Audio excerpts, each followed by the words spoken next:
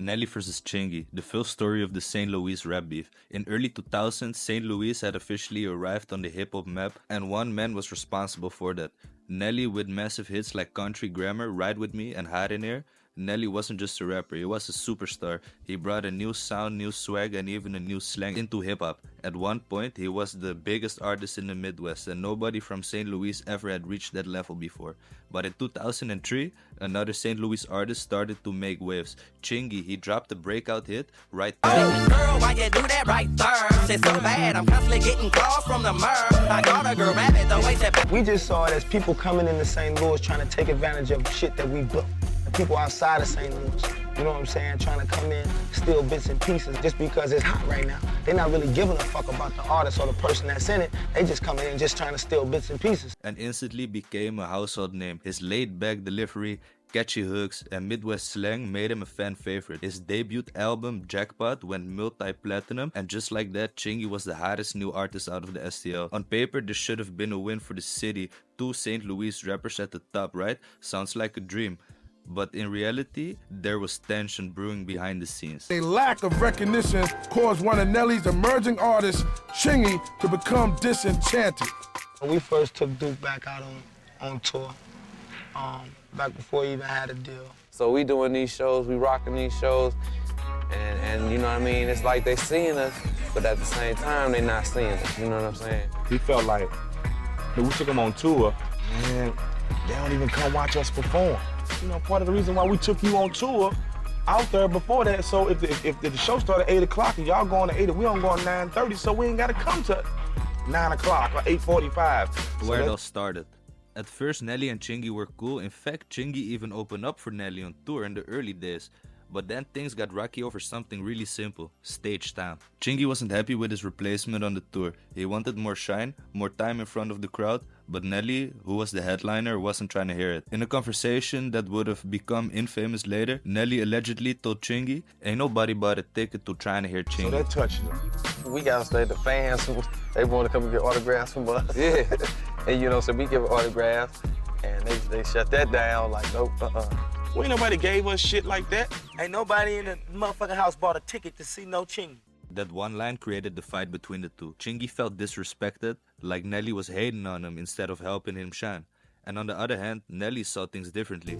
It's like saying Run DMC and them ain't got no bearing on me getting a deal. Everybody that come out help the next motherfucker, you know what I'm saying? And that's all we was trying to say. It's like, oh, we don't sit up here and open up magazines and say, well, these niggas ain't had nothing to do with me getting no deal. Nigga, you was on tour with us. We got you on tape with your jersey on backwards, standing on the side of the stage like you want to be a lunatic.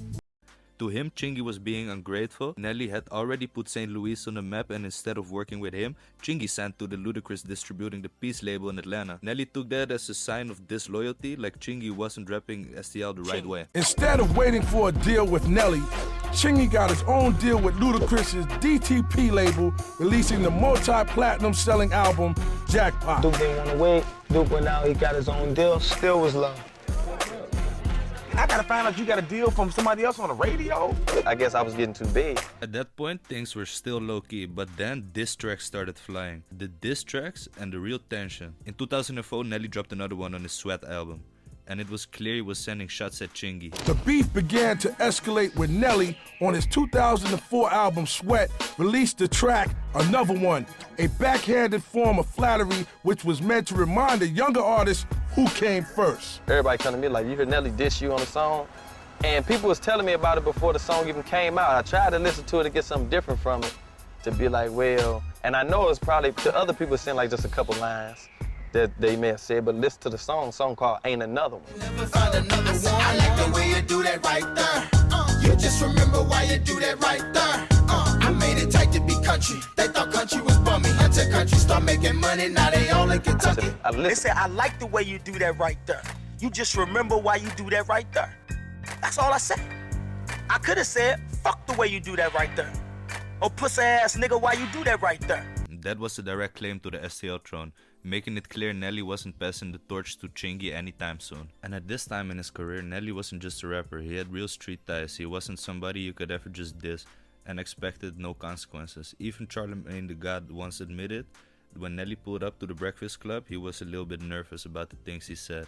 Well, you know what? Chingy wasn't backing down. He felt like Nelly was just mad because his music was starting to fall off. Chingy responded in an interview saying Nelly only started dissing me when his music stopped popping. This back and forth that fans divided. Some believed Chingy was the new face of the STL, while others thought Nelly was the OG who built the foundation. Then things got even pettier. Who really started the word dirty? Chingy also challenged Nelly's claim of originating dirty. He didn't start the word dirty.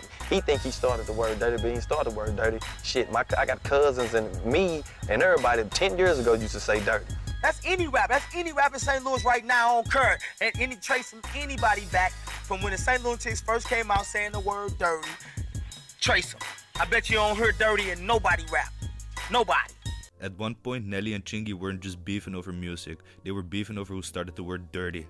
Chingy claimed Nelly didn't create the term and that people in St. Louis had been saying it long before country grammar dropped, but Nelly wasn't hearing it. He was insisting he made it popular and put St. Louis slang on the map. This debate kept the beef alive and the STL fans choosing sides. Chingy tries to squash the beef. By 2005, Chingy was over the drama. He wanted to make peace and approach Nelly at the MTV Awards to talk things out. But according to Chingy, the conversation didn't go anywhere because Nelly didn't even want to talk things out. Nelly later said, Chingy don't listen.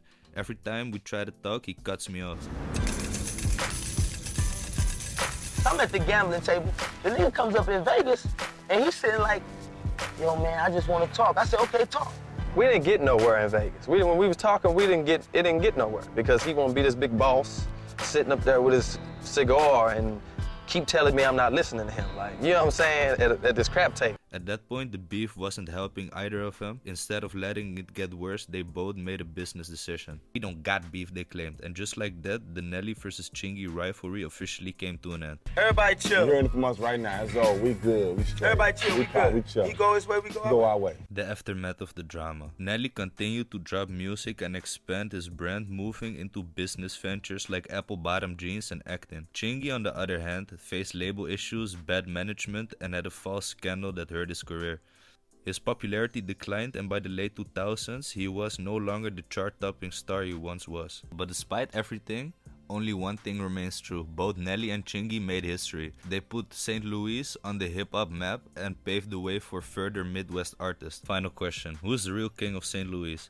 So after all that, we gotta ask, who really put St. Louis on the map? Was it Nelly, the OG who broke the barriers, or Chingy, the underdog who made the impact and stood his ground? Drop your thoughts in the comments below, and if you enjoyed this, don't forget to like, comment, and subscribe to the channel for more hip-hop stories and more things like this coming in the future. This is just like I won't say a one-off thing, you know, I'm just trying to figure out formats and things, you know. I got some bigger things, like I got something planned. If I got time, I rush it out the door, you know what I'm saying? But it takes a little bit. So I hope y'all guys like the content. More coming soon. So subscribe to the channel if you enjoyed it. We're trying to get to 10K. And shout out to y'all, man. Alright, so as always, thanks in advance. Have a nice day, y'all. It's Henny from 5 Media. I'm out, y'all. Peace.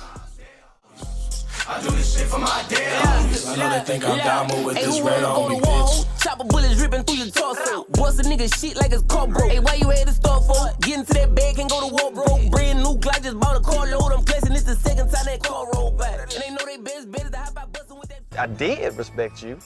I used to shout the niggas out in interviews all the time, like right on to Nelly and them for opening the doors, this and that. Nobody recognized that though. And don't let me forget my homeboys neither. Nelly, Keywan, Murphy. Without them opening that door for St. Louis, I probably wouldn't be here. You know what I'm saying? They came through the door, I'm coming through the windows.